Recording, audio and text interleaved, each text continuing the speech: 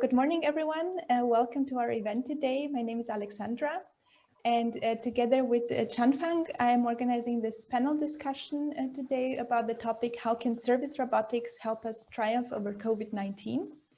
And we have our two panelists, Tobias Kunz from Future Candy and Sunny Lin from Shenzhen Aisher Young Technology, who will give you an interesting insight into the robotics industry. And in general, we will give you an overview over the robotics industry at the moment, as well as about the different application scenarios that we have during COVID-19 for service robotics in particular.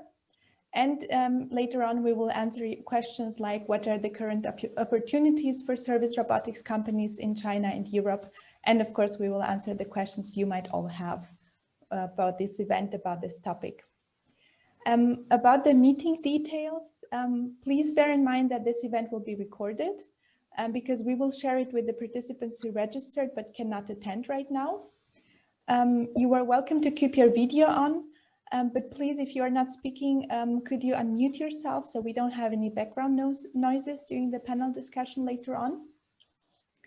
And during the discussion, you will be able to ask your questions in the chat. Later on, we will also give you the opportunity, if you wanted to ask your questions over the microphone, you can just then unmute yourself.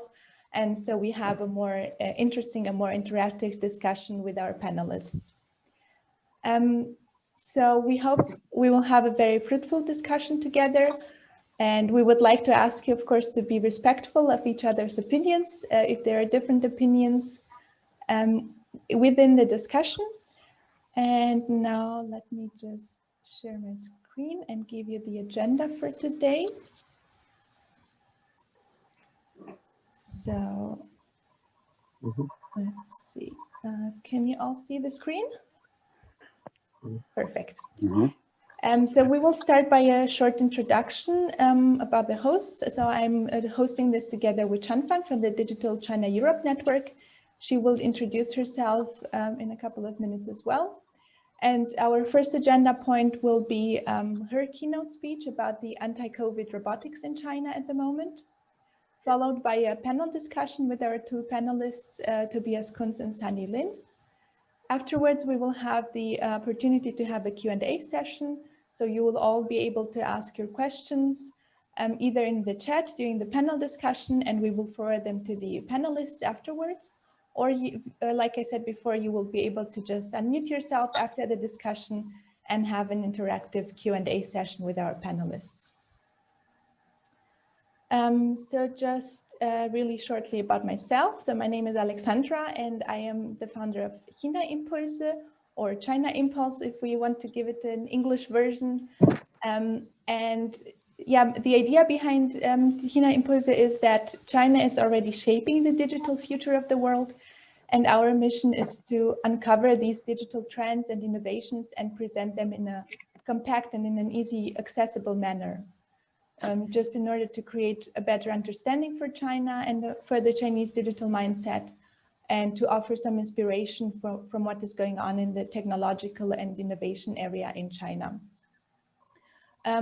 With this, we want to support German companies in just advancing their digitization process by learning from the digital world in China and just seeing what is going on over there. And China Impulse was founded in May 2020, and we provide these insights at the moment through expert interviews, keynote speeches, panel discussions like today, and just regular email newsletters.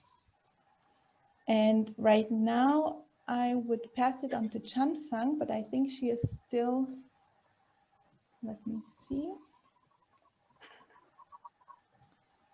Yeah, I think Chanfang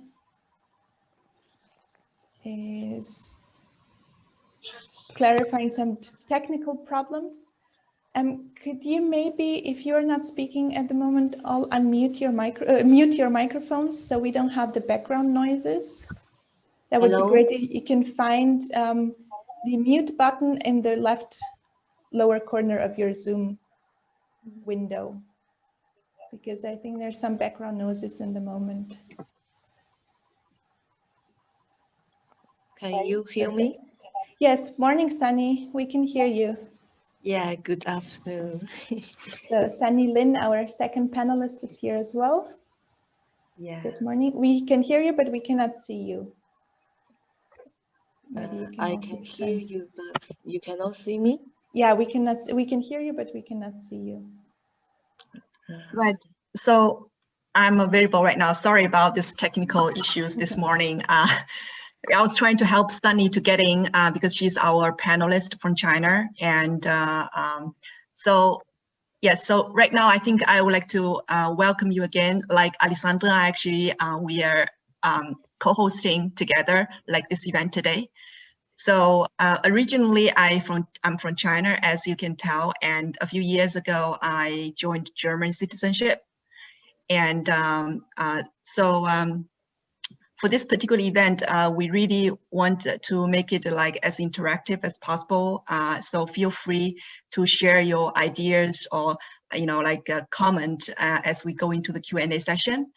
And first of all, I'd like to say that we are very glad to have this event, together with you before Christmas. And we managed to also invite Sunny and also Tobias to join us so that we can have a different perspective about how robotics is contributing to the control and prevention of coronavirus in China and also maybe in Europe and also the wider regions like in Southeast Asia and North America. But today's topic, since I'm originally from China and I know like the robotics industry in China over the past 5 years really developed very rapidly. So I can share with you some of the digital robotics trends that I've seen over the past years. So as we know that COVID-19 is a global challenge, and I think this is not the last global challenge we will face. I'm a firm believer that through global technology cooperation, we can really, like leverage each other's best practices and come out stronger than before, despite of the COVID-19. And I will share with you later, to start a video that I put together about how robotics can help us triumph over COVID-19, as we have seen in a number of places already in the world, and how robotics actually helped China and other countries in fighting the coronavirus. So before I share with you this video, I'd like to quickly talk about Digital China Europe Network. So we are a network established roughly in 2018. And the mission of this is really to create cross-border Chinese-European collaborations in technologies. We do this by hosting events, build cross-cultural, cross-industry, interdisciplinary community where we can exchange the latest market knowledge and can engage in constructive dialogues about how we can learn from each other. So that's the mission, how we actually achieve the vision of this network. And about myself, I'm also the founder of China Expert Services. So China Expert Services is helping the European SMEs, high-tech SMEs scale and digitize in China, and vice versa, helping the Chinese high-tech SMEs scale and in Europe.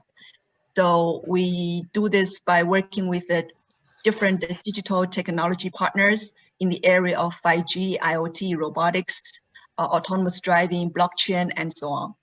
So without further ado, I would like to share with you a video which you can see how robotics actually helped China and other countries resume economic activities.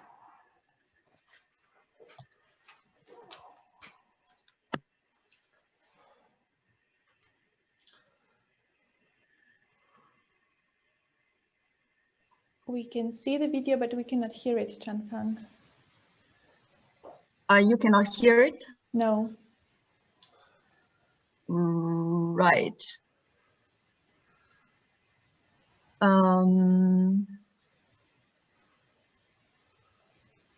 Interesting.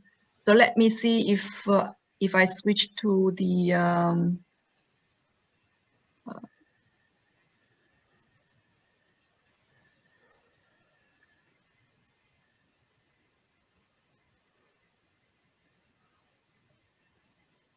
YouTube, you can hear it. Let's hope that works.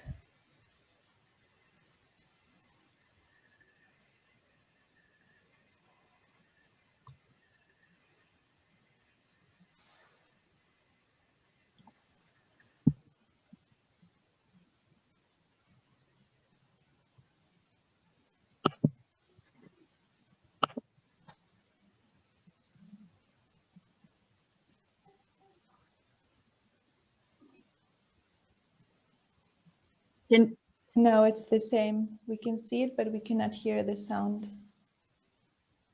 Right. I'm not sure why this is not working, because last time when I shared screen on Zoom, it was working actually. So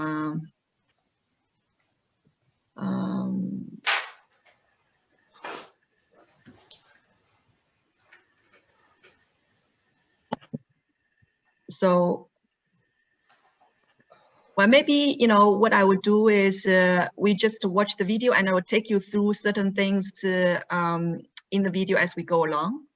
How about that? Yeah, I think that should work. So,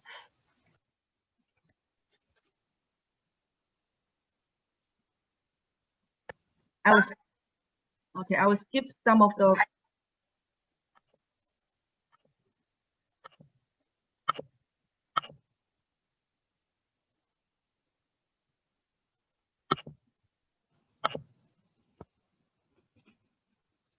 So this is showing the Chinese schools. They're using the camera and thermal scan to check the temperature.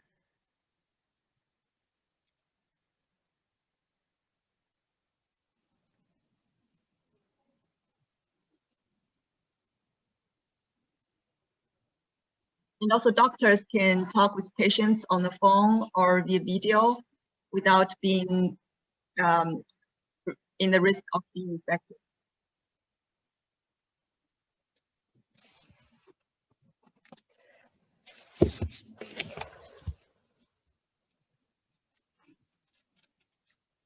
So in the hospitals, you can see that lots of installations of thermometer and camera checking system. They can check if you are wearing masks or not, and also the temperature of the people entering the hospital. And this is the robot operating in the train station, broadcasting messages about hygiene and also checking masks and checking temperatures of people.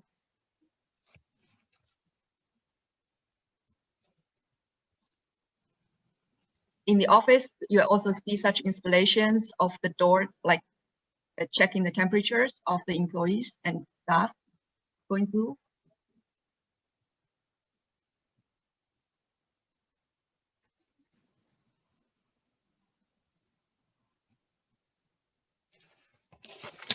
So it's being used also at the event. So if you have a big event, you can also use these robots to just check the mask and temperature of people entering the hall. And this is in the hospital in Shanghai, where you can see these disinfection robots, autonomous disinfection robots. They're roaming around and disinfecting the different areas in the hospital.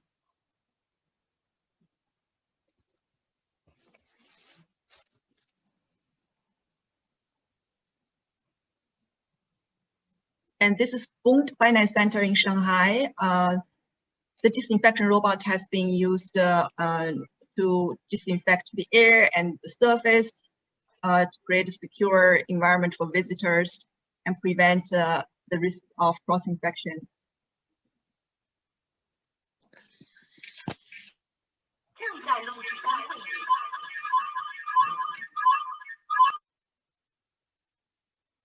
And this is the robot being used in Milan International Malpensa Airport in Europe to disinfect the airport. And it's a school in Dubai.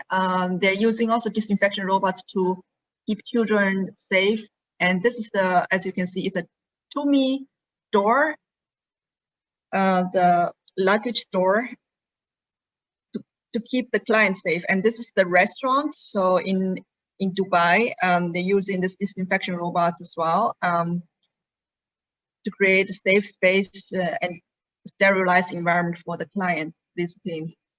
And here it's, as you can see, it's the Belgian hospital. So you can check in with the robot to the hospital. It measures your temperature.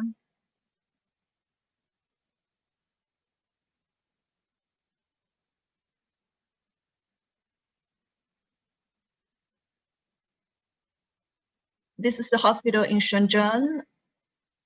The robot can guide you to the relevant medical department. This is also in the hospital. This hospital in Beijing, it can conduct video calls with the patient remotely, and also, like COVID patient, so that the doctors do not get too close to the patient.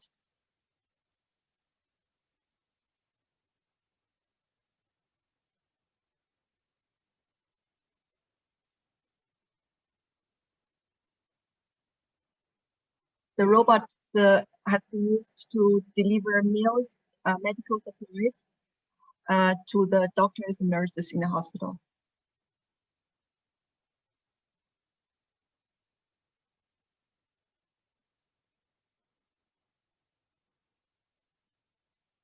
So this one is a robot delivering medical supplies for the nurse.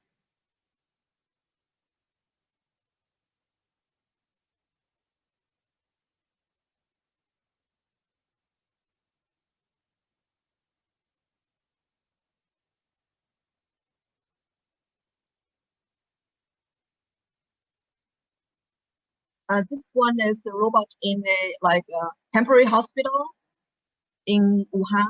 It's been used to entertain the patients, lift up robots, doing different kind of tasks in the hospital to help relieve the burdens on the hospital staff.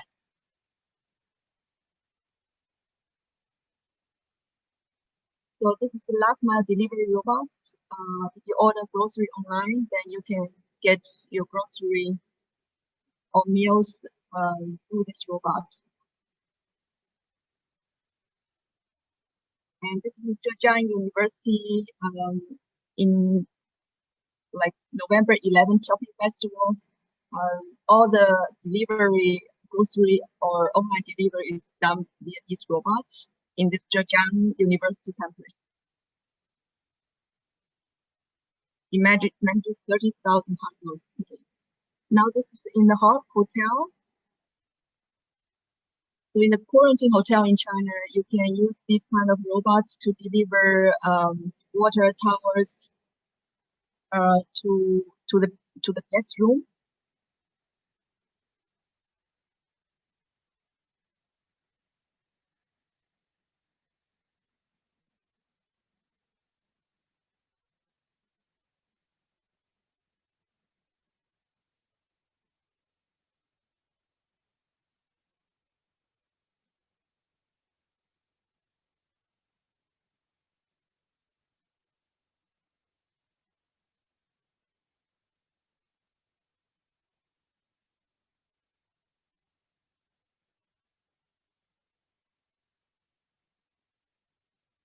This is another kind of application of robot in a hotel. So right now, this robot is delivering some takeaway meals from a guest to the guest room.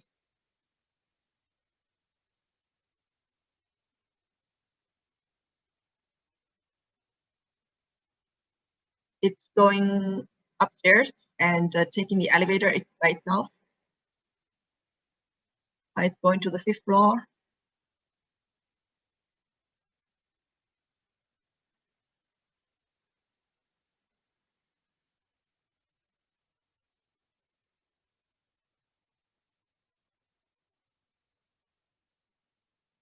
Okay, this lady, she's curious, so she's just taking photos of this robot.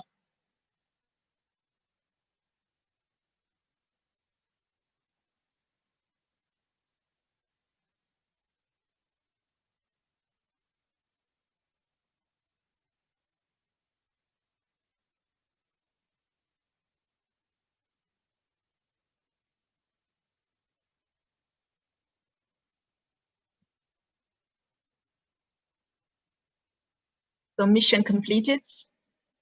And this is a hot pot restaurant in China. They're doing a rehearsal of these robots delivering food and meals from the kitchen to the guest table.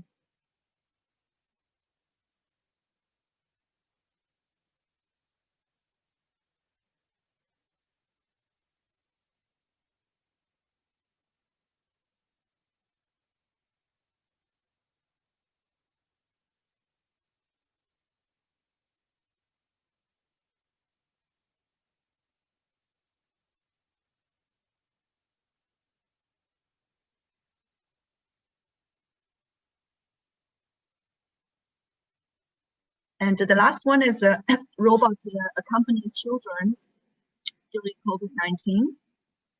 So it helps relieve schooling, chatting burdens from the parents.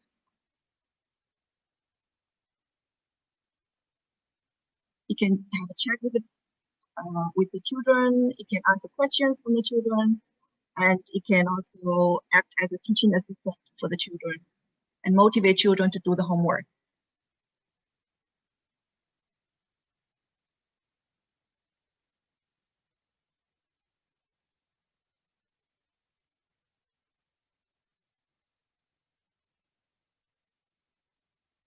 So what is my contact details?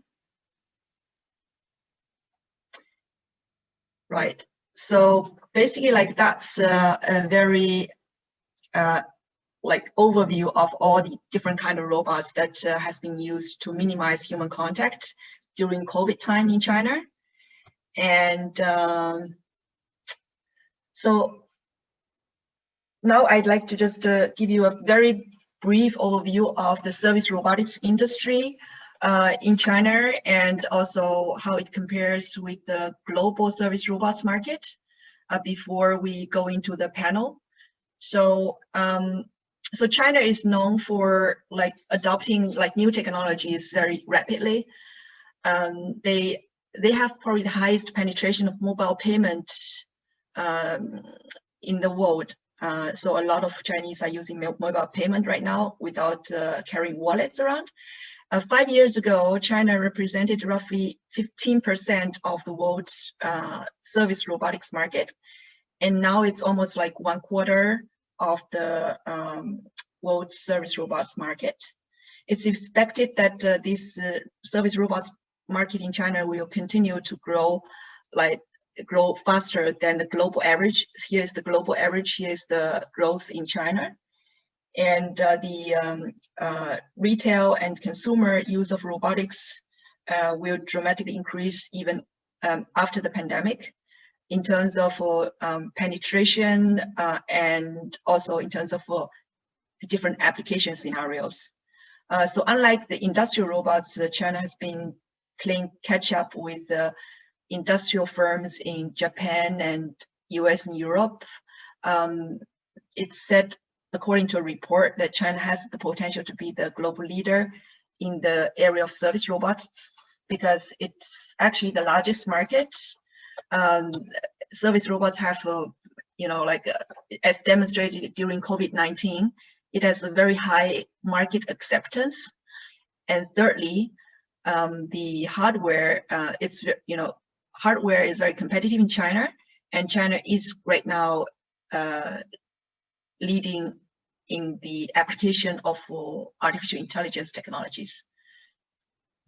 So when we talk about service robots market, there are 3 kinds of service robots. One is household, which is majority of the service robot market, and then medical, and then public service. So in terms of household, just one example, this vacuum cleaning market in China, 52% are actually cleaning robots.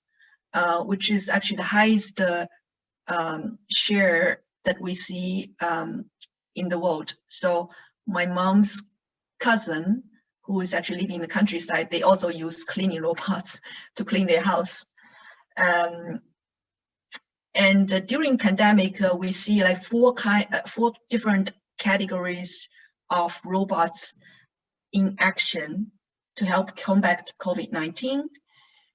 The first one, of course, is public disinfection robots. Disinfection is on the priority list of every business and organization during the pandemic in China, driven, of course, and by the government policy. You can see disinfection robots in public places like train stations, airports. You can see it running in office buildings, cafeteria, as well as shopping mall, retail, and hospitality sectors like hotels. And of course, it is also used in hospitals because that's where most viruses are coming from. Healthcare robots. These have been like used also during COVID-19 outbreak.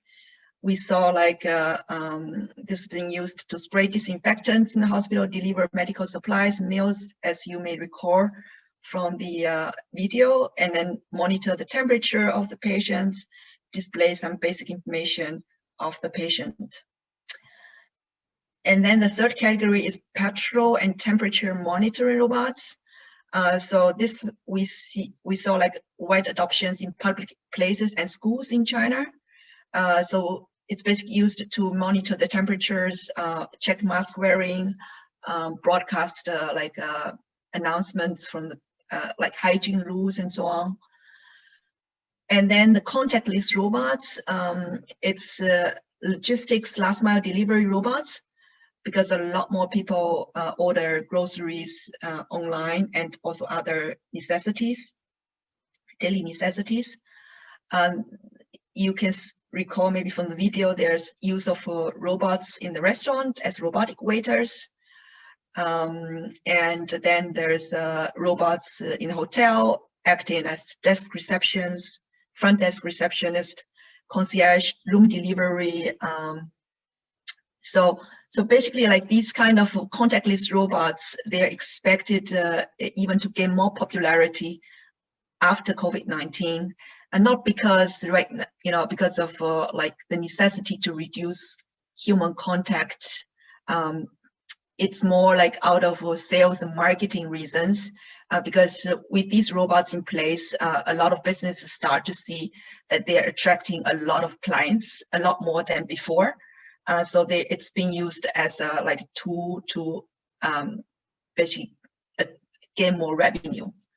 So that's like my short presentation. So let's. I will hand it over right now to Alessandra. Thanks, Chanfang, for the great overview over the robotics industry. And now we will move on to our panel discussion. We have on the one side, we will have a China-Europe comparison and discussion about the service robotics industry. And we will have on the one side for the European part, Tobias Kunz, who is a product manager at Future Candy. Good morning, Tobias, and welcome to our panel discussion. Good morning. Hello, everyone. And then we will have on the other side, for the Chinese side, Sunny Lin, who is the CEO of Shenzhen iShare Young Technology. Good morning, Sunny. 晚上好, good morning. China now, 5 p.m. Great. 下午好. Okay. So nice to have you here. And for the participants in this discussion, feel free to use the chat function to ask your questions during the panel discussion, during the discussion of the two panelists we have today. And we will ask the questions at the end in the Q&A session, where you will also be able to unmute yourselves and ask your questions personally. But if you have anything that comes up during the discussion, feel free to use the chat. And now, welcome once again. I think, yeah, perfect.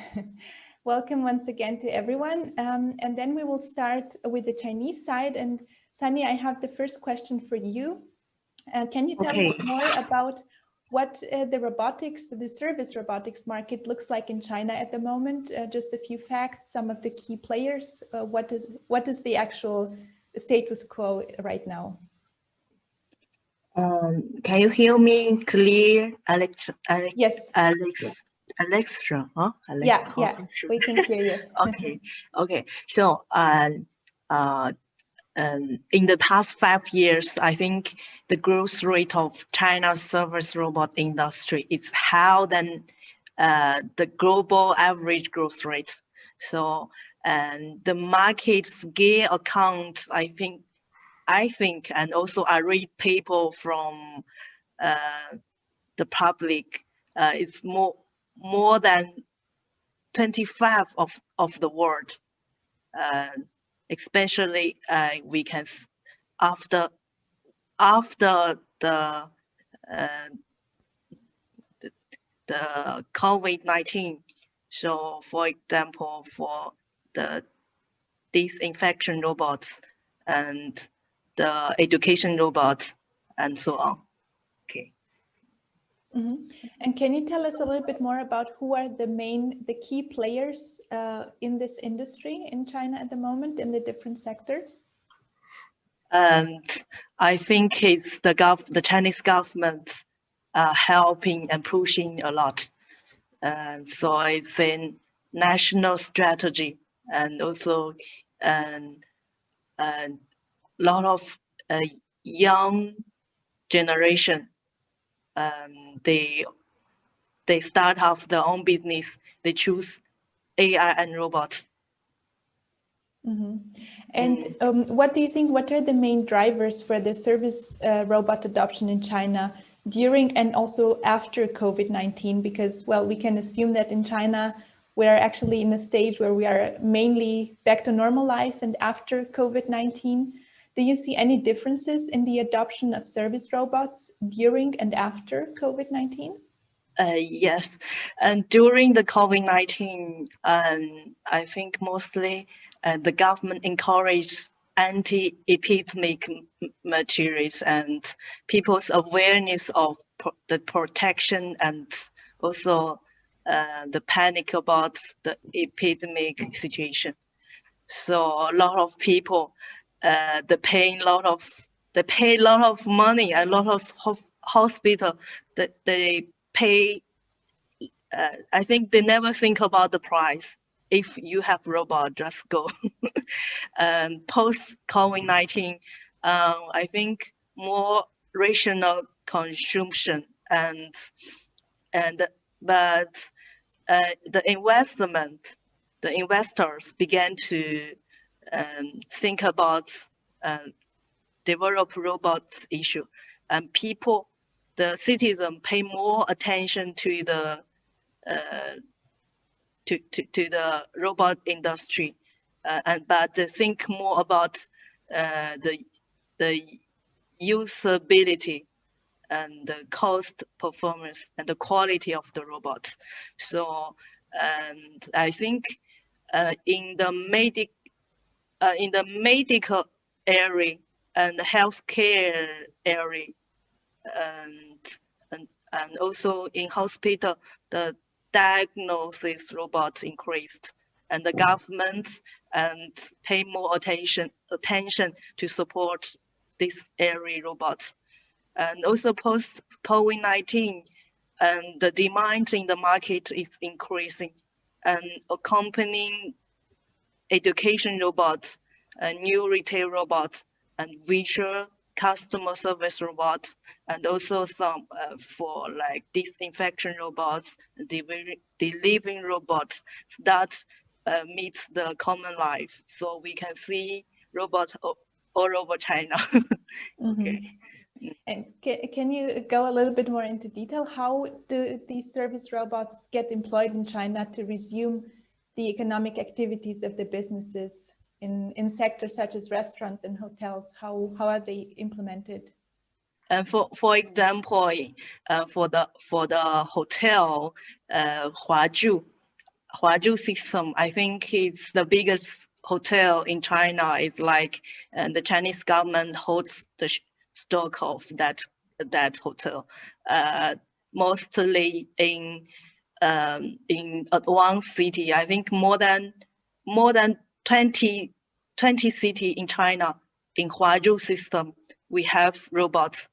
And also, for example, for restaurant, there's a brand called Haidi Lao. I can see Haidi Lao in a lot of cities. The capital city in a lot of province have delivering robots, and also we can see in some restaurant we can see robot to cook food. So and also for like children education robots, just my Bobby just we see in the video the smart cat, whatever. So and also some little robots can teach kids study in the home. So most of the children in China, they have the small robot to study and play. So I think it's in our life. So even in the car for the smart drive, there's some car company called Xiaopeng car and BYD car. We have smart driving helper. Yeah, or maybe we call assistant, driving assistant. Yeah. And can you give us a couple of examples of which are the main companies in the service robotics industry, Chinese companies that we should keep an eye on? Maybe Chanfang, if you also have some example after Sunny says her examples, you can add some from your experience. Which are the key players in terms of companies that we should keep an eye on in China? For example, the company for example, for my company, first the team we fall in love with robots. It's like we are robot geek. I think a lot of young company like my company, they are like that. And secondly, the robot company, they cooperate with the government and the science academy. The China Science Academy, Tsinghua University, and Shanghai Transport University. So those kind of institution, they pay a lot of attention on it. And some other Soviet company, just like in Chinese we call data, and English name is like Mindcloud. They have robot in the airport and also in the hospital, I think, and also in a lot of places we can see. And also for the delivering robot, just like Qinlang or those company. And mostly the people who even don't know robot, they know those company, but then they start up company. And also some like already the big Chinese company, maybe before they are doing some smart home products, just like Alibaba, oh no, I can't not say, just like Haier and another Dongmingzhou Geli, and because Geli they take KUKA together, so and those kind of company, they also they pay more attention on research on robot, and also they also put those robots in the market already. Yeah. Chanfang, do you have anything to add to that? Some companies that come to mind when you think about the main Chinese companies in the service robotics industry? Yeah, so I think Sunny covered a lot of companies already. I'm just summarizing it. So basically, like there are two kinds of robotics companies as I see in China. One is AI driven, like they're very strong in software, and you know, like and they also put a lot of research and development into this, developing the future nanny or future like you can do everything robot. And these two companies, they have these humanoid robots. So these two companies are called Cloud Minds, and then the second one is UB Tech. So exactly. Yeah. And then you have the second types of robotic companies who are very specifically focused on a specific task. Like you have seen the video that like Keynon Robotics, they basically deliver from kitchen to the guest table the meal. They're not expected to have a complex chat with you to cheer you up. Their task is focusing on delivering something from A to B and avoid obstacles and so on. So they're very like a task-driven robots. And then in the area hotel, so it's a company called Yunji. Yunji is probably the biggest player in the hotel segment, where they have this contactless delivery of hotel towers, hotel necessities, and meals and so on in biggest hotels like Marriott Hotel, Hilton Hotel. So a lot of international hotels in China already, have these kind of robots in place. So these second categories of robotic company, they're actually offering investors a very good ROI. They can show a very strong business case to the investors that if you buy this, you will get labor reduction, you will improve efficiency, you will get your money back very fast. So I think overall, like going forward, we need to, I think the robotics industry in China overall in the future, it becomes more competitive. So 5 years ago, if you have a great idea, awesome, you get money from everybody, from the government, from the investors. But now it's like more selective. So you need to have a really good technology. You need to show the ROI case to the investor. And you need to be better than the others in order to be successful. So, so that's my summary. Great, thanks for the nice overview and summary over the Chinese main companies. And now we will move on to the European side of the robotics market. So Tobias, I would like to ask you, what does the service robotics market look like in Europe at the moment? Which are the key players, the main facts that we should know about? Yeah, right.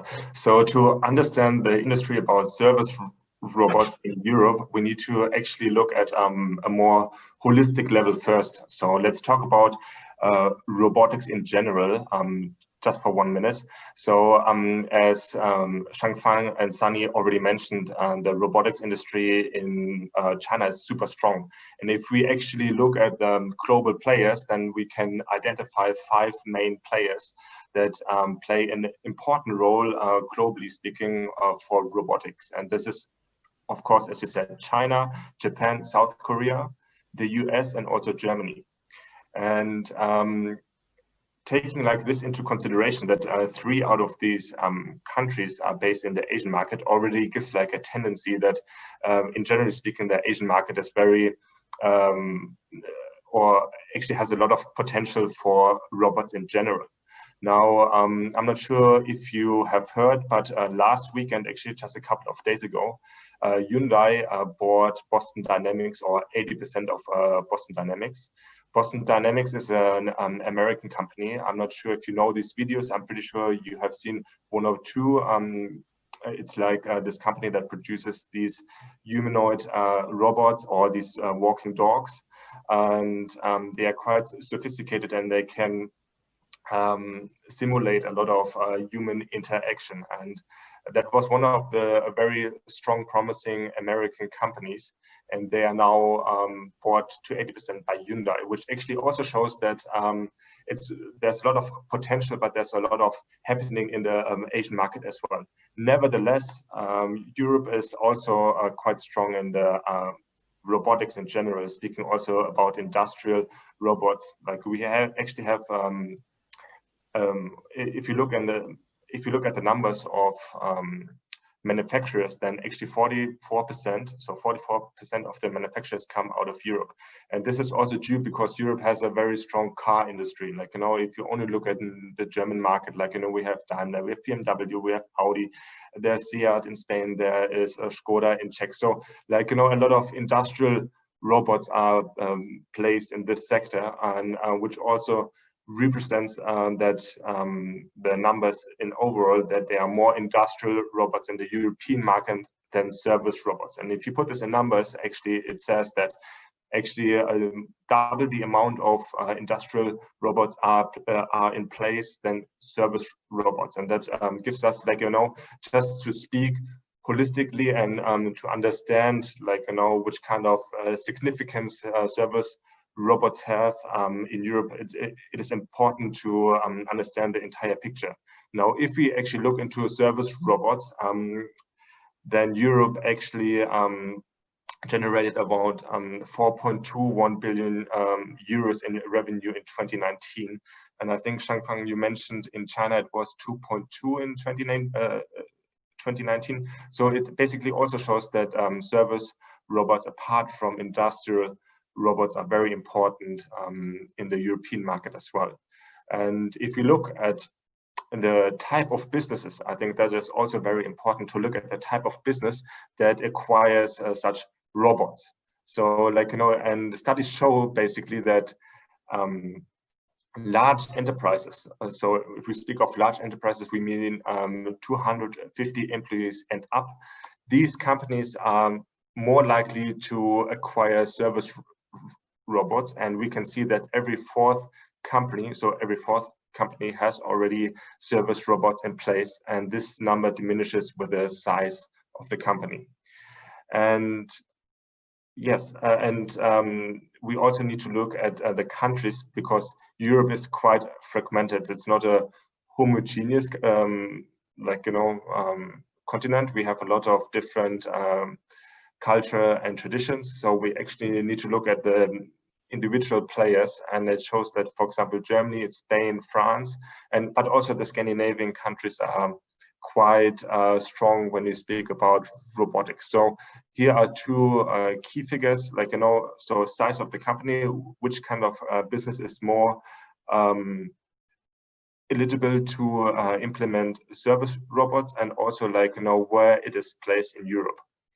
So yes, and some main players, just to speak about some players, as Sunny already mentioned, KUKA is a main driver. Actually, it used to be fully German, but I think in 2019, 95% of the company was sold to Midea, and now they are generating, I think it's like more around 3 billion euros in revenue. So in Europe, it's a main player. But if you look at the different types of robots and who produces them, not use them, but who produces them, then we can also see that actually startups play quite a significant role. They actually fill up to 25% of you can say that 1/4 of the companies that produce service robots are startups. And if you look just for instance into Switzerland, there is one company that's called Robotics, and they are producing also these kind of robots like Boston Dynamics does, and they just raised around 20 million euros in funding, so they are quite promising for the European market as well. Another big player that is very strong, and we already heard a lot of medical robots being placed, and is Blue Ocean Robotics. They are one of those disinfection robots. So they have the UV lights, and but not the disinfector, like not this purification. And just last week also, they won a tender by the European Union to implement 200 of those disinfection robots into schools. So that is also another big player here in Europe, and I'm pretty sure, like, I actually can name a few more, but I think that would maybe explode the entire framework. But yeah. And what about the service robots? You mentioned just now that they are used in hospitals, and especially disinfection robots. Do you see any other kinds of robots, service robots, being used in Europe? And if yes, in which areas, which sectors? Right. So one strong sector, I'm not sure if it really belongs to the service robots, but it's actually warehousing. I know per definition it's maybe not really service robots, but this is actually like the main focus areas where Europe is implementing robotics. And there we have like different delivery robots, but also robots that take care of the stock. If you look at the German Post or at Amazon, they're already having this kind of entire systems already in place. And this is like a very strong market here for Europe, and it acquires up to 44% of the entire potential market that we are seeing now. Also, what is very promising is a different type of technology, actually. It's, yes, medical wise, it is the disinfection robots that are very strong now due to the COVID crisis now. But what is also a very promising technology is telepresence.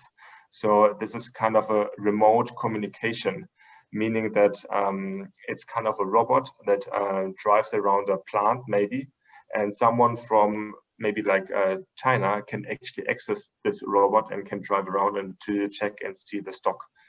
So this is a very promising technology, and it is currently used also in schools. So just for example, if you speak about teachers or professors who belong to the risk group of during the COVID crisis, they are basically using this type of robotics to basically still conduct lectures while not being physically present in the room.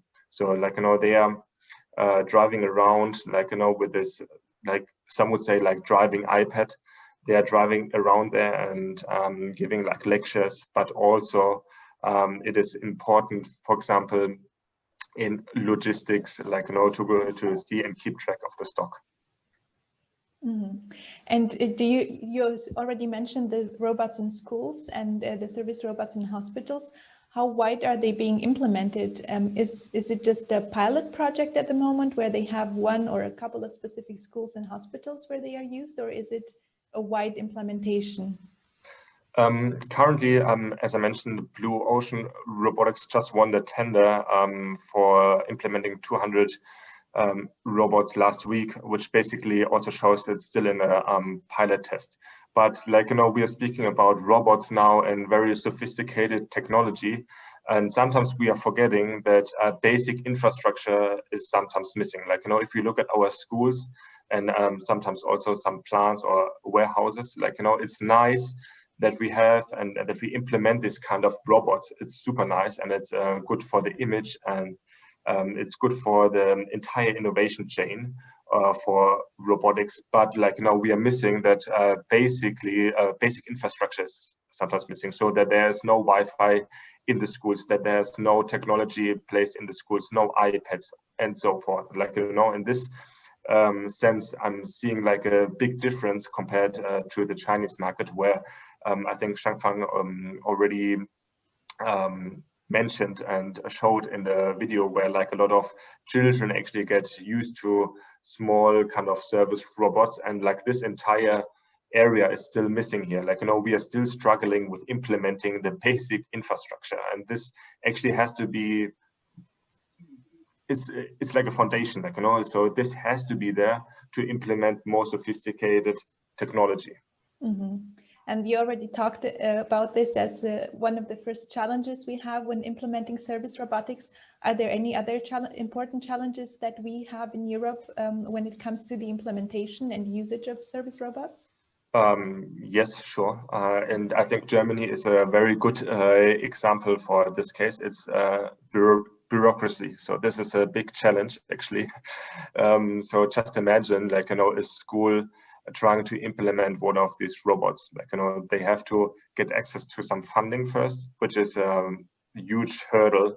Like, you know, it's a document like with 45 pages that you have to fill out and then send somewhere, and then you wait until you get the approval that you can have the budget for the implementation of such robots.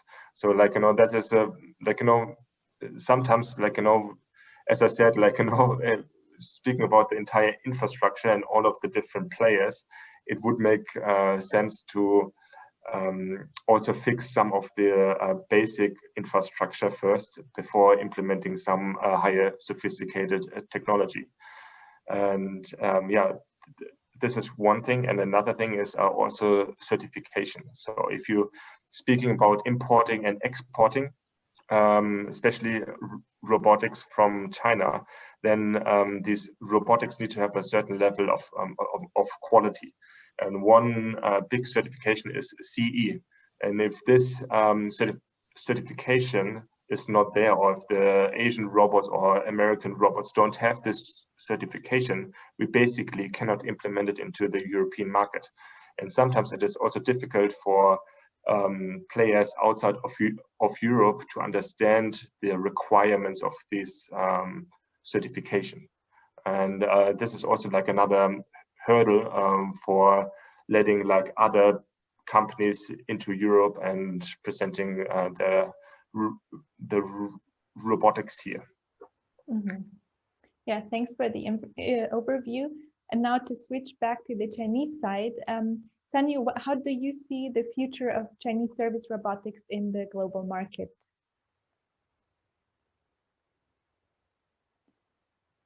You are muted. We cannot hear you. Okay, it's okay now? Yes, now we can hear you.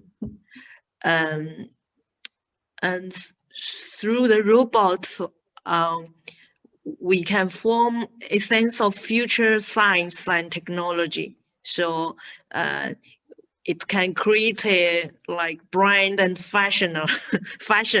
So a lot of hotel and restaurant, they think, can improve the branding and fashionable landscape.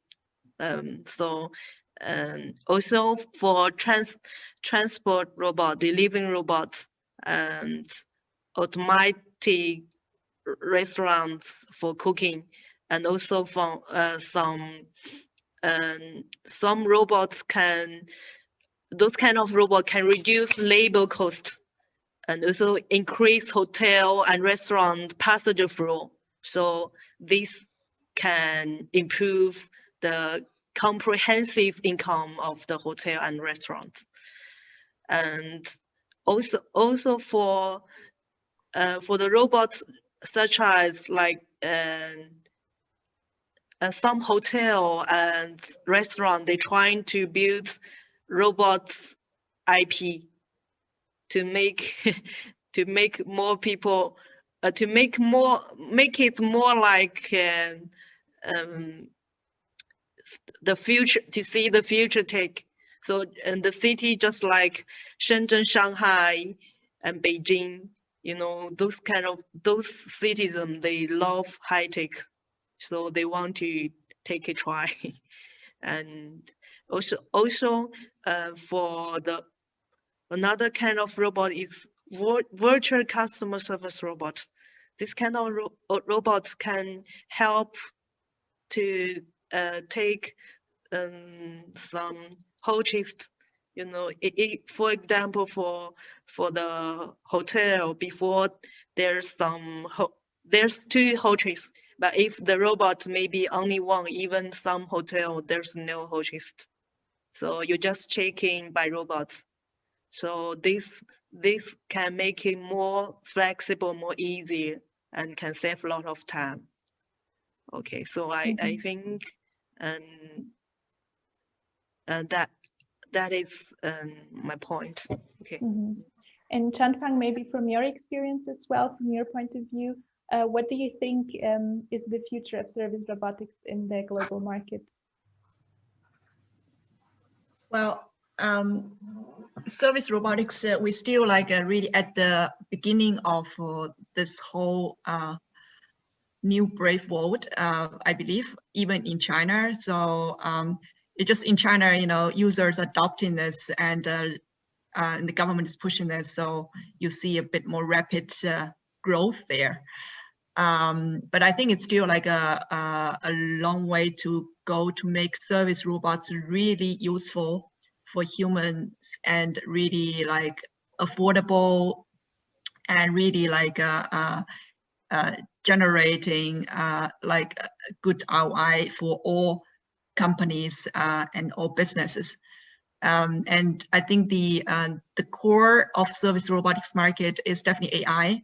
So because robots without AI, you know, hardware everybody can make, and you just you know, so I think like to make the robots really like valuable for human beings, we need AI.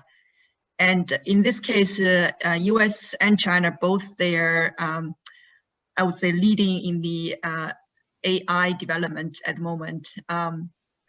And in the US, I think it's still very they're very strong with the like fundamental research, and lots of great AI papers are coming from the US still. And in China, I think we're kind of catching up on the AI you know, research and so on, but I don't think it's as advanced or as developed as in the US. So I think going forward for this service robots companies, both in China and the rest of the world, we need to yeah, look how we can like build AI into this robots, and to kind of make the robot really like human friendly and adding really real value. And I think like right now in the area for healthcare, because this year is a time of COVID-19, so I think in the area of healthcare, all over the world, we are thinking about new ways how we can like cure diseases either through like traditional medicine or through digital health technologies. So I think China in this case, they are also like really placing a lot of importance in digital healthcare. So hospital and healthcare sector would definitely see you know, a lot of like adoption and trying and researching how robots actually can help really doctors and nurses and patients in the future. So so healthcare, I think it's like a global topic. So we are all interested in improving our healthcare system, because that's the like the basic criteria for humans to live and learn. So.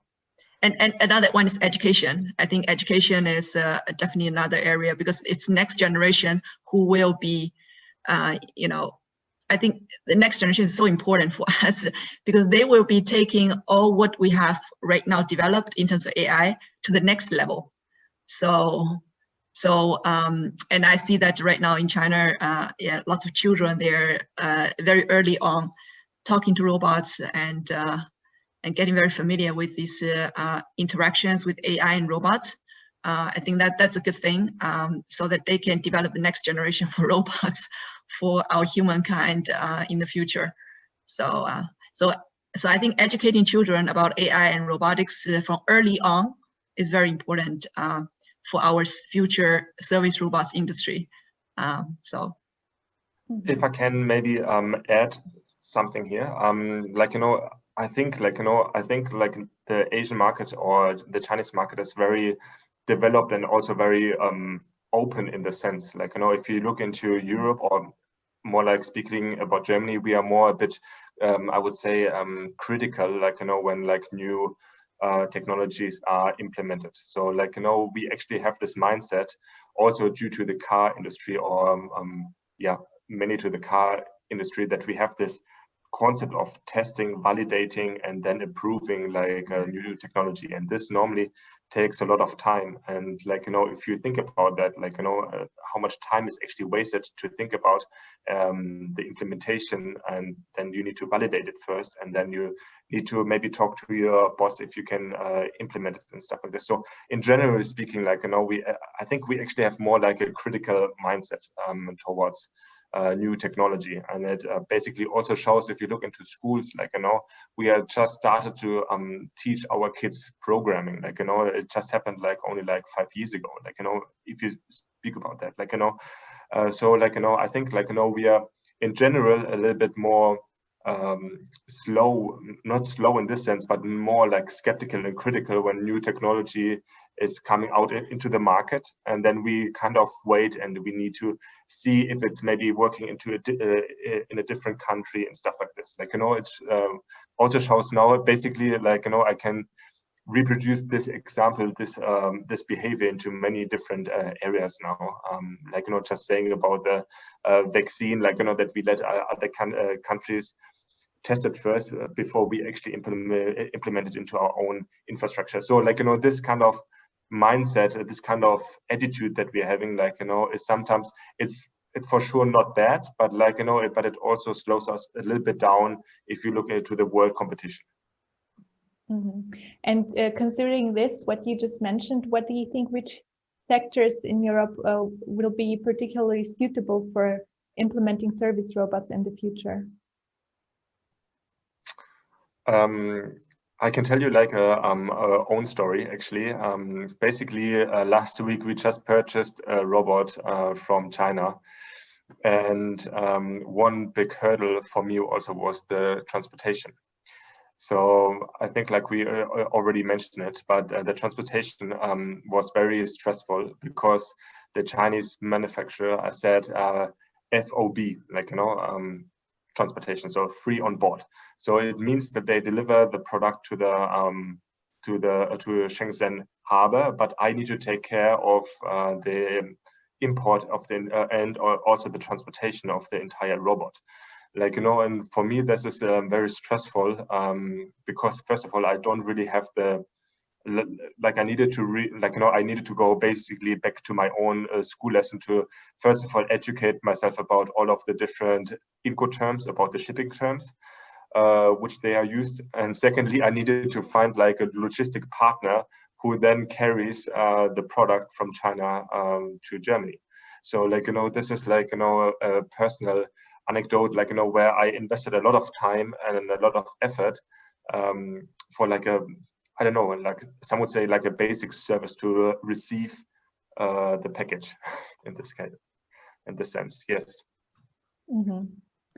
So thank you very much for the interesting panel discussion. We will move on to the Q&A session now. We have some questions in the chat. And for the participants, feel free to keep asking your questions, or after we are done with the questions from the chat, you can also feel free to unmute yourselves and just ask the questions personally. But first, for the questions from the chat, the first one is for you, Tobias. Mm-hmm. You mentioned some numbers about Europe in the beginning in terms of the implementation of robots. And one question is, which source did you use for these numbers? This is Eurostat, which is basically the statistics of the European Union. Mm-hmm.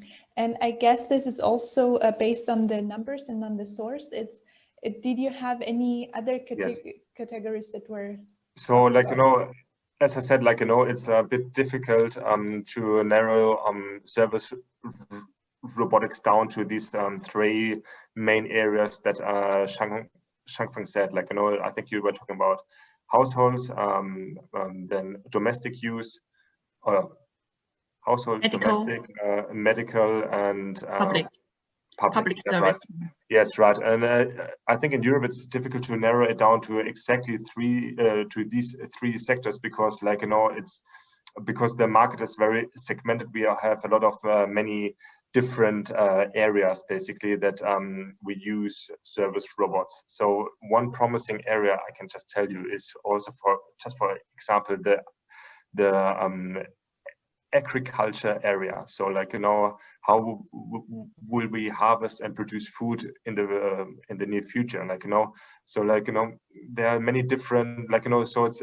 difficult to use like one source or like to give like to narrow it down to one specific number. So in Europe it's a bit more complex also due to the fragmented markets that we have within Europe. Mm-hmm. And the next question is actually for both of you. Maybe you can answer it first, Sunny. How about the applications of service robots for elderly people? How is that going on or happening, or what is the future of that? And for this kind of robots in China, and the Chinese government have run the 5 years plan for the old people, because in these years, China, the old people of the population needs become how and how. So, and for the robots, we are trying to first accompany robots for the old people, and secondly, in healthcare area, the robots can put in home, connect with smart home, and together with some sensors to detect, to diagnose the health situation, and also combine with AI, and also the smart hospital. So we build a smart home, and maybe we can say smart old people's system. So and also for some company, just like Alibaba and Tencent, already they also run those projects. So inside China, AI is more important, and robots just helping to take some spatial schedule. Yeah. So, and let me say, for old people, in together with hospital and homestay, so robots is very important. And also for the old people, just like in Chinese we call AMST, for helping the old people to remember, memorize those kind of function, and also very important. So, and for Bobby also, for example, for myself, I also joined together with the national project, and we are trying to make some city to do experiment, just like Chengdu, Sichuan province, Shanghai province, and Qingdao University, the city of Qingdao. Already the government give us some examples to try use Bobby, putting smart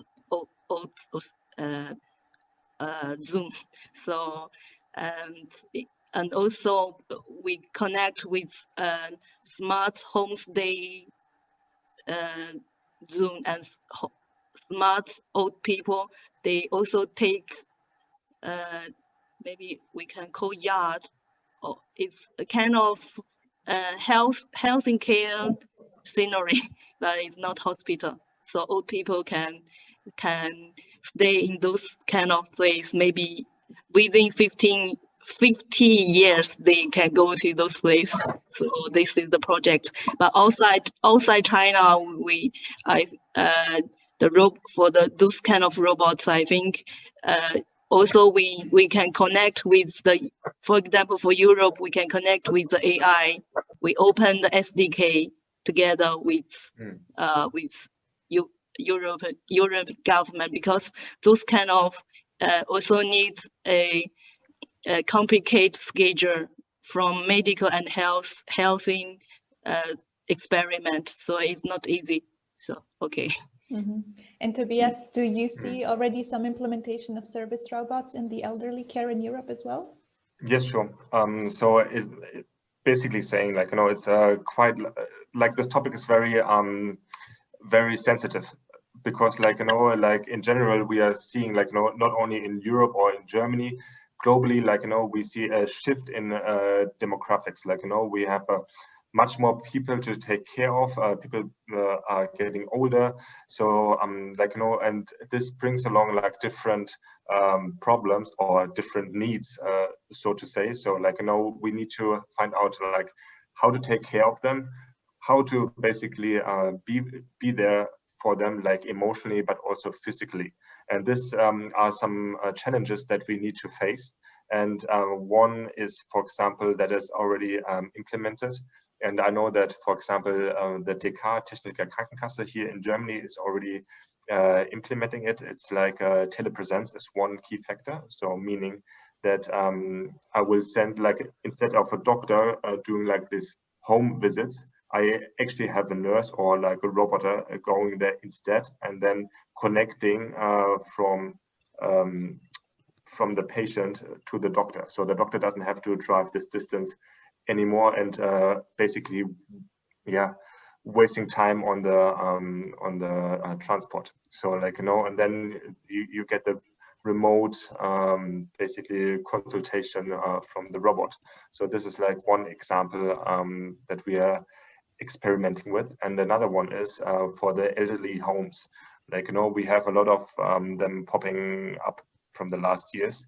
And basically one problem is solitude. So many of them feel lonely, they feel left alone, and they are lacking of entertainment. So, for example, Pepper, the robot that we also saw from the video, is already implemented in some elderly homes to basically entertain these people, like or to entertain our old generation, because this will be also like a key figure in the future. How will we entertain our elderly people? And like, if you're thinking about like 50 years, or let's not go 50 years, but like if you go like 10 or 20 years from now, like, we need to lay the foundation now, because this problem is not going to go away somehow. Like, it will actually become, it's not a problem, but this challenge, like, will not go away somehow, but it will actually increase. So we need to be flexible in adapting new kind of technologies, not only speaking about robotics per se, but also about maybe virtual reality,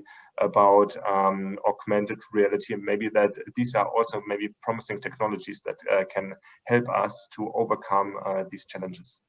Mm-hmm. And the next question is also for you, Tobias. AI is the mind of any type of robots, and data security is the critical issue here. What do you think, to what extent, in your opinion, will this issue become the most significant factor in preventing Chinese companies from cooperating with European partners, or have their products being applied in Europe? So, like, actually, like, I'm working for like small medium-sized company, but we are working a lot with like big incumbents, like with a lot of large players in Germany and also in Europe and internationally. So we are seeing always, like, when collaborating with these large players, we always see the basically like the hurdle of data privacy. So meaning, even if you only use like a online collaboration tool, the company needs to know where the data is saved. Like, if it's not saved somewhere in Europe, like, then it's a big problem. Like, just for example, there's a collaboration tool.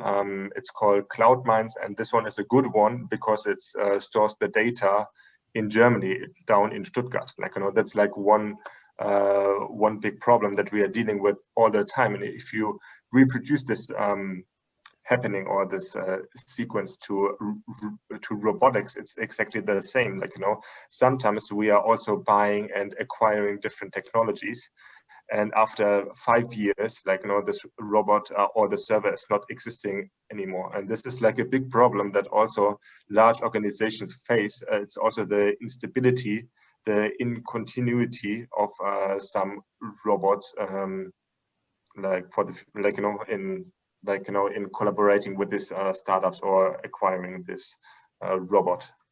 Mm-hmm. And Sunny, one question for you. Is it possible for a foreign, for example, for a German robotics startup to enter a government-initiated projects in China, or is it a strongly protected area?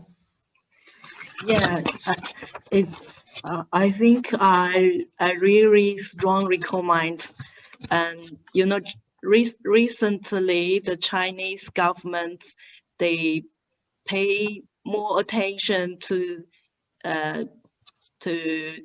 invite some talents and also some innovative AI or robots European company join Chinese government project. So the government, just like Shanghai and Guangdong province, for example, Shenzhen and Foshan, and also Qingdao Sichuan province. They love foreigner join together, and they also wish can build a robot base. The government will invest for those kind of company themselves, and also for investor. Recently, more people they pay more. There's more investor, the local investor. They pay more attention on AI robots, especially for some robots. They are for education robots, because it's a long project. It's like 5 years, 10 years, even 20 years for the Chinese state council. They launch long projects on this area. So we need more kind of talent. So if those kind of talent go to China, we take more care. Okay. And another question for you regarding the service robots in restaurants like Haidi Lao. Do you think this will last, or is it just a fashion and in a few years this trend will be gone? Because we know Chinese people like new things, the participant is asking. And for the model of Haidi Lao, is it really applicable to small size restaurants as well? For business itself, I think Haidi Lao himself, he doing this just wants them famous and maybe improve the stock in the market. But for the robot area, and I think robots and the history of robots is more than 2,000 years. So robots grow need time. So in the future, China will have more sophisticated and more intelligent robots. So need more time and patience to meet the need of varieties things. So for the restaurant occasion, so like Haidi Lao, we need to take more time to do research to see the real demand. So it's need time. But I think those kind of restaurants, not only Haidi Lao, even downside my company, there's a lot of non-people restaurants, just for like for take noodles. We just scan it, and then the robot can cook for us. It's very easy, very flexible and cheap. It's cheaper than the normal restaurants. A lot of young people go there to take the food. So I think it's gonna be the fashion, but for the robot itself need pay more time and money doing on research. So if you are a rich restaurant, if you have enough budget, so it's okay. But if you are just startup restaurant, so you can try it by your budget. Yeah. Okay. And one other question, Tobias, one last question, then Thomas, I saw you raise your hand, we will ask you afterwards. One question from the chat that is still left. What are the implications for jobs, especially for less educated people? What do you think? Yes. And for those kind of people, even, robotics kind of industry is a new industry. Those people, they cannot find a job, then they can try to selling robots. Okay, robot just for some small robot like my Bobby, I can give you the the chance. We can train you without any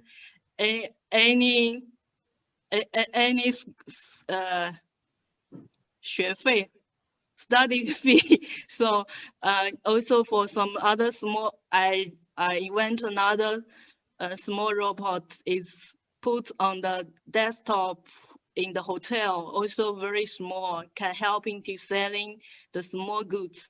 So those kind of small robots is easier. So the people who have no educate, they can help into say, but in the future, AI and is gonna to rebuild our world. So everybody should master how to use the AI hardware, and robot is a high standard, high tech of AI.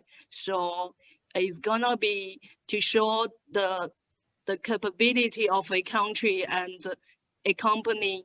So I think everybody should know robots, but if just to make robot to take all of our jobs, I think it is impossible. Robots is just to helping us working easier.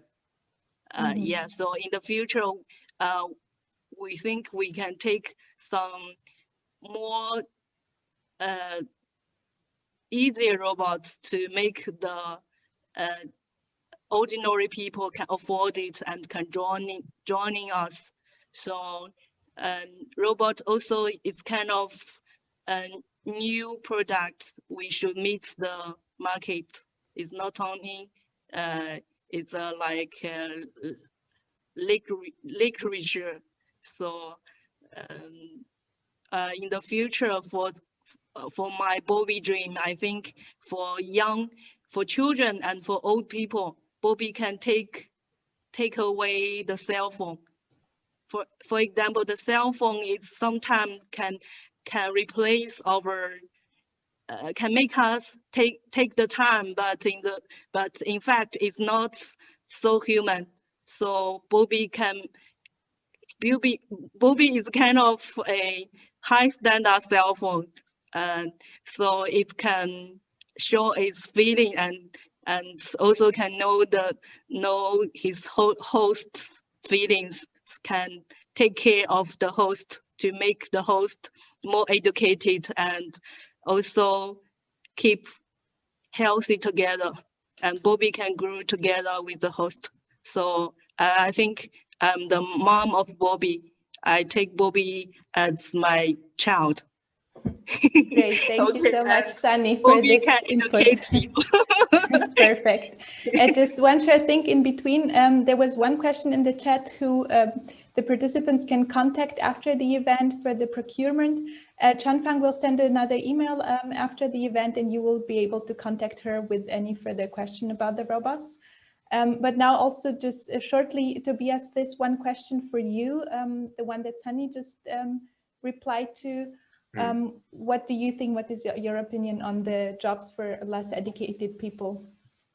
I think it's pretty similar to Sunny's opinion. Like, I think there will be never this scenario, or not in the near future, the scenario where a robot is replacing a human being. And I think in the future it will also actually never happen, because like the humans as a species are so structured that AI or like a robot can never replicate our own behavior. But never say never, right? What does it mean now for like for the job situation? I believe, like, that the population is growing and it will continue to grow. Like, so we need these alternatives. We need these robots, especially only the task-related robots, to support us in, for example, production. Otherwise, we cannot meet the demands of the entire population. So I think, like, it will never come to this sense or to this case where a robot is or like is totally facilitating like a human action. But as Sunny also said, I think, like, it's a nice support to have. And also, like, speaking about production, it's a nice support to have these robots, or like it's a nice support, as Sunny said, to help these, or to basically have a robot that helps us work and this kind of stuff. So, like, in the future, I think that there will be a shift, like, because this is like a fear that I commonly see. Like, if we speak to large organizations, they are like, the first comment is, yeah, but this new machine or this new technology will take away some jobs internally. And this might be true, but if you implement something new, then also new job opportunities are rising as well. Great, thanks. So we are running a bit out of time, but Thomas, you raised your hand before. Maybe you can ask the last question for today. Thank you.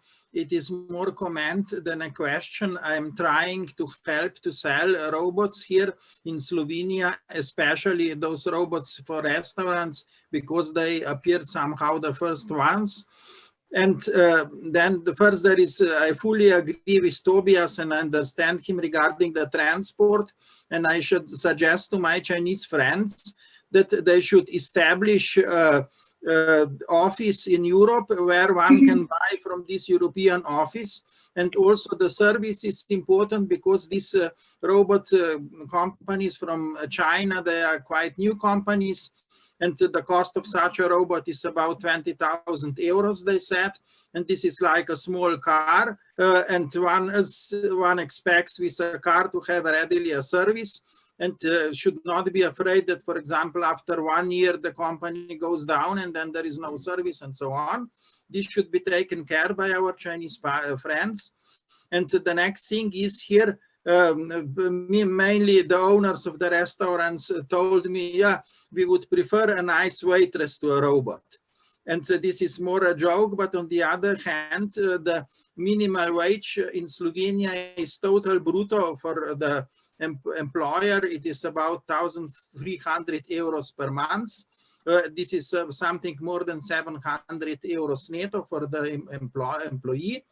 And with this money, you can have for the price of the robot, one so badly, let's say, paid waiter for almost 2 years. And this is almost the living time of such a robot, if you may, more or less, if it is not something.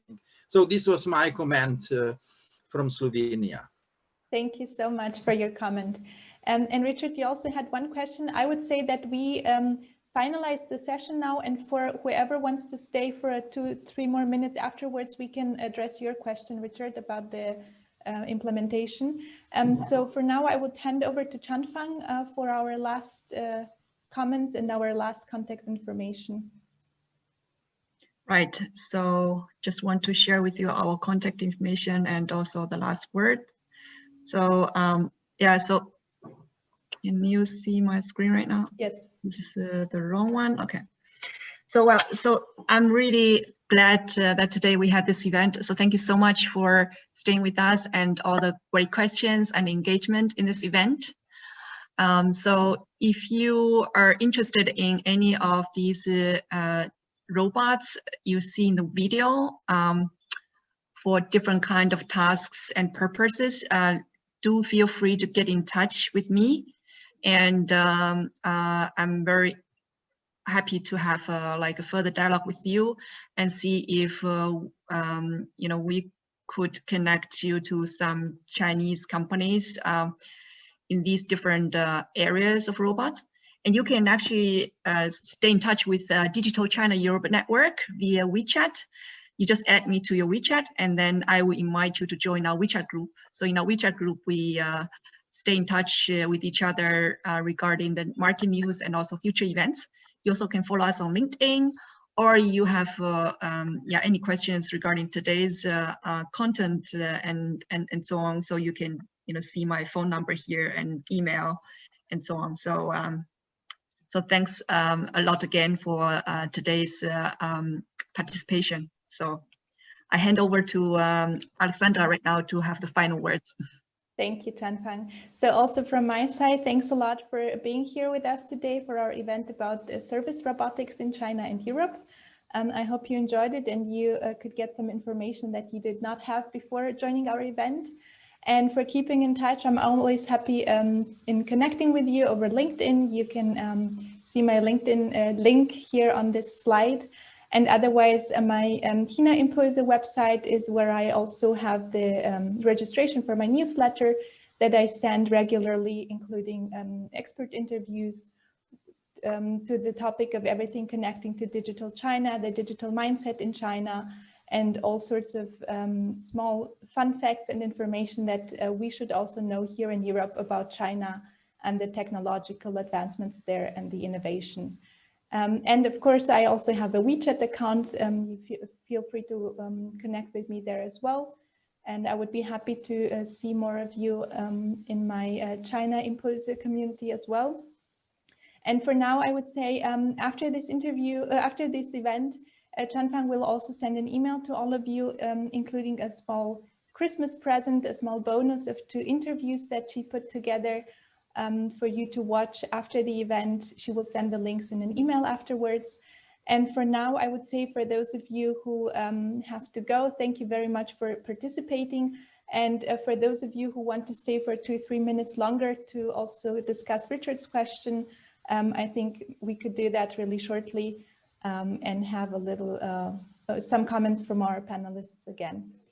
So Richard, do you want to unmute yourself and ask your question yourself, or should I read it?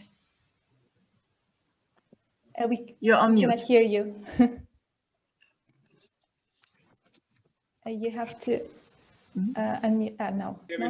Yes, now we can hear you. No, very happy for you to do it on my behalf, Alexandra. Okay, great. So it's a question regarding the promotion or the selling of robotics. For example, for large buyers who do their own research and are resistant to direct approaches from small or unknown organizations. And Richard is saying the recent Blue Ocean success probably resulted from a formal tendering process initiated by the European Union. So penetrating the buyer community can be very difficult. Do you have any ideas? Maybe Tobias, do you have any idea? We could start with you. Yes, sure. Actually, that's a fantastic question. Thank you for the question or for the remark. Yes, actually, that's what I'm daily struggling with every day, actually, because I'm not sure if you guys know, but Future Candy is like an innovation agency with a strong focus on technology. So we are actually trying to establish partnerships around the world to receive the technologies, and then we give companies the opportunity, large companies, the opportunity to test and try this new technology. And this form of consultancy they can use to evaluate whether this technology fits to them or not. So in my daily work, I'm dealing with this hurdle of maybe buying only 1 or 2 of these robots, not in bulk actually. But this is not economical for a small company. So my idea would be it would be nice to actually have also from our Chinese manufacturer that they would make some prototypes available for the European market that also small companies can acquire for a reasonable price, so that we can then promote these kind of robots within Europe. And that's I think a good approach, and it also will open up some opportunities when actually companies test the new technology, and they can then judge whether this technology fits to them or not. But if the robot is good per se, I'm more than sure that this robot then later on will have a huge impact on the European market. I'm not sure if this answers your question or your remark. I think the entry level needs to be lower, also for small, medium businesses to acquire robots for a reasonable price. Yeah. Thanks, Tobias. I mean, it is a difficult area. We've all got a very good story to tell. I mean, the technology is fantastic, and I think the future is fantastic. But it's a difficult time at the moment because of, in our case, because of Brexit. Everybody's completely occupied with that, and also when there are, big organisations have their own way of researching the market, and they're very resistant very often to salespeople. And we're all in this together. It doesn't really matter which robot we're talking about. It's I think, a generic problem. Yeah, I think there needs to be more companies that are independent of large organizations that provide maybe a good overview of technologies to large organizations. For these companies, it would make sense to get the robot not at a cost of 20,000 euros, but maybe like only 1/10 of it, with the potential of further sales then later in the European market. So I think like, we need a little bit more independent players in the market. That's my opinion. More independent players that have the ability to acquire sophisticated robots at a cheaper rate. Okay. Thanks, Tobias. Good. Great. Does that answer your question, Richard? Well, it's. I mean, it doesn't answer it per se, but it's. There's no magic solution, but I think there's some very interesting points, and clearly Tobias identifies with the problem, which is, so I'm not alone. I think it's a problem with all new technologies. Sure. To try to penetrate the buyer market. A lot of the buyers are skeptical, but as the technology moves on, that skepticism will go away, and the market will mature. And we're at that critical phase at the moment. Yeah, that's right. So thank you very much for your question, Richard.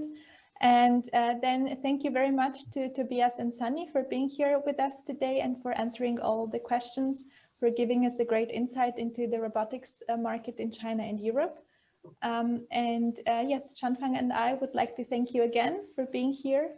And we are looking forward to you connecting with us over LinkedIn or WeChat and to keeping in touch in future. So see you at our next event. Thank you so much. Have a nice day and also have a great Christmas holidays, which are coming up. So see you soon. Thank you. Thank you. Bye. Bye. Bye.